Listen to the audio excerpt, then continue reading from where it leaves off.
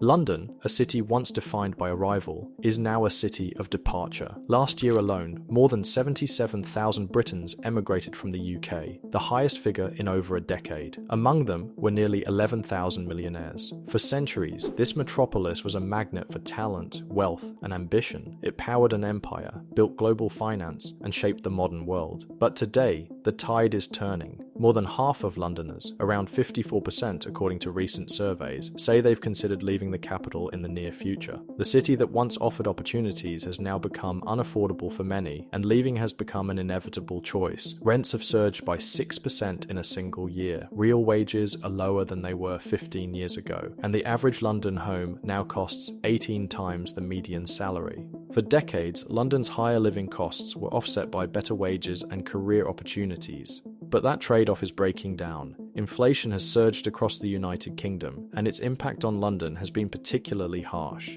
Between 2021 and 2024, prices for essentials such as energy, transport, and groceries rose by an average of 25%, while wages grew by only around 10%. The result is a squeeze on disposable income that even well-paid professionals now feel acutely. Across the country, real wages fell by 4.5% in 2022, the steepest drop in recorded history. And even as inflation cooled to around 4.2% by early 2024, pay packets failed to keep pace with costs. For many, London has become a place where financial stress is constant. Even professionals with stable careers, teachers, nurses, and young graduates, found themselves priced out. Commuting became the only viable alternative, but even that came at a cost. Transport fares in London remain among the highest in Europe, with an average annual expense of £1,800 per commuter. Beyond the numbers and spreadsheets lies the daily experience of life in London, a rhythm defined by motion, ambition, and fatigue. Every morning, millions step into overcrowded trains, buses, and streets, caught in a cycle of exhaustion that rarely pauses. According to Transport for London data, the average commuter in 2024 spent 74 minutes per day travelling to and from work, nearly 8 hours a week lost to commuting.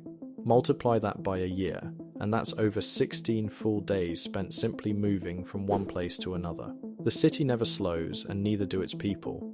The housing market in London has long been a pressure cooker, but in recent years it has reached breaking point. Demand vastly exceeds supply. Planning regulations, high land costs, and slow construction have led to chronic shortages. As a result, average rent for a one-bedroom flat in central zones surpasses £2,200 per month, nearly double the national average. Home ownership in London has dropped to below 47% compared to a national average of 63%, meaning the majority of residents are trapped in the rental market. With landlords driving competition and short-term contracts dominating, few feel secure in their living situation. The dream of owning a small piece of the city, once a rite of passage, has slipped out of reach for most. The median house price in the capital still stands around £525,000, compared to a national average of roughly £290,000. In some boroughs, it is not uncommon for a small flat to cost 10 times the median annual salary. For younger Londoners, home ownership is increasingly out of reach. Nearly 60% of residents under 35 now rent, and the proportion of their income spent on housing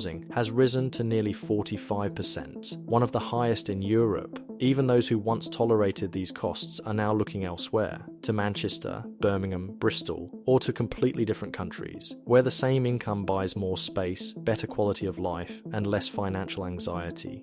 London's identity as a financial capital was once underpinned by a tax system that encouraged global wealth to reside here, but changes in recent years have altered that perception. Reforms to the non-domicile tax regime and proposals for higher wealth or inheritance taxes have made some high net worth individuals reconsider their residency. According to Henley & Partners, approximately 10,800 millionaires left the UK in 2024, a 157% increase over the previous year. Private capital is flowing elsewhere, to Dubai, Singapore, Lisbon, or Zurich, cities offering lower taxes, clearer rules, and increasingly similar levels of cosmopolitan comfort. This exodus may seem distant from the lives of ordinary Londoners, but its effects ripple widely. When wealth leaves, investment, philanthropy, and job creation often follow.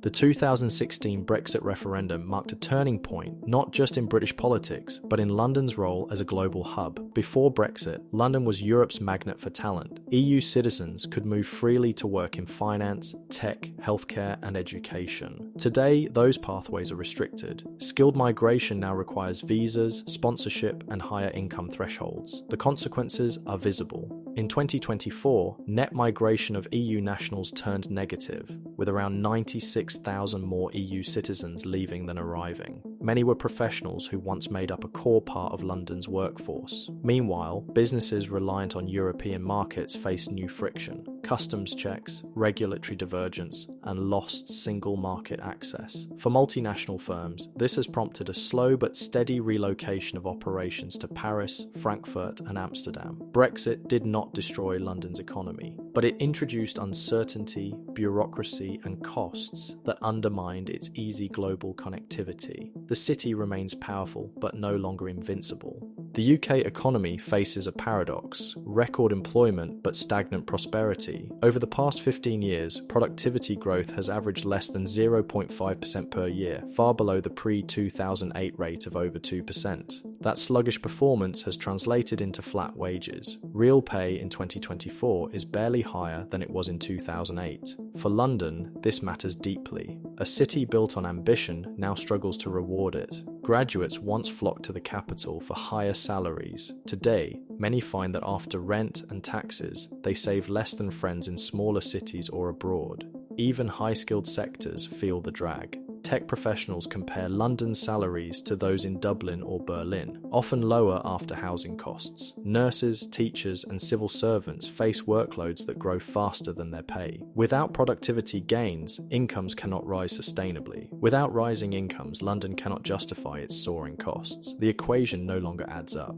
Economic stress is only part of the story. For many, the decision to leave London is about quality of life, a sense that despite paying more, they are getting less. Public transport remains world-class but crowded and expensive. A monthly travel card for zones 1 to 3 now exceeds £180. Energy bills have doubled since 2020. NHS waiting times have lengthened. Schools face budget cuts. Policing is stretched thin. Austerity measures from the 2010s still echo across public services. Londoners pay more tax yet feel fewer benefits. Combined with long commutes, air pollution, and shrinking green space, life in the capital can feel more like survival than living. If London's push factors are clear, so too are the attractions pulling people elsewhere. Abroad, options multiply. Portugal offers digital nomad visas and a 10-year tax break for foreign professionals. Spain's cost of living is about 35% lower than London's. In Canada and Australia, high-skilled immigration remains welcomed and subsidized. For high earners, relocation is about optimization, lower taxes, better climate, higher quality of life.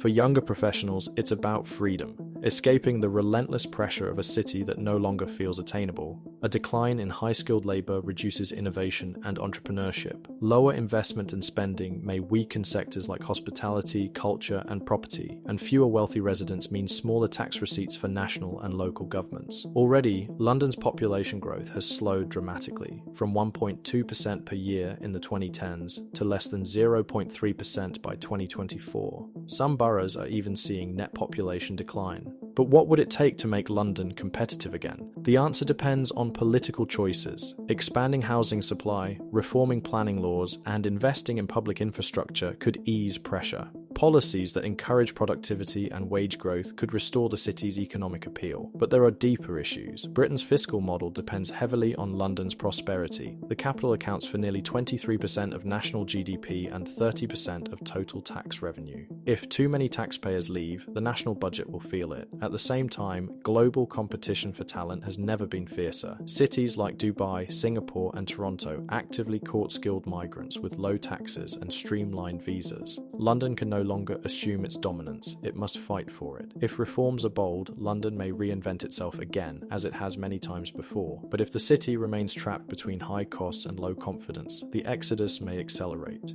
The story of people leaving London is not about a sudden collapse, but a slow rebalancing. It is about individuals making rational decisions, balancing income against expenses, opportunity against well-being, loyalty against logic. For generations, London was the place where ambition went to thrive, but ambition today is global. If the city cannot offer affordability, stability, or quality of life, people will look elsewhere, and increasingly, they are. From the wealthy banker relocating to Dubai, to the young family moving to Manchester, to the nurse emigrating to Australia, their reasons differ, but their message is the same. The cost of staying in London has become greater than the reward. London remains a great city, vibrant, diverse, and historically resilient. But greatness alone cannot shield it from economic reality. The challenge now is whether London can adapt to a new era, one where talent, wealth, and aspiration are free to move anywhere. The question is no longer just why people are leaving London, it is whether London can give them a reason to return.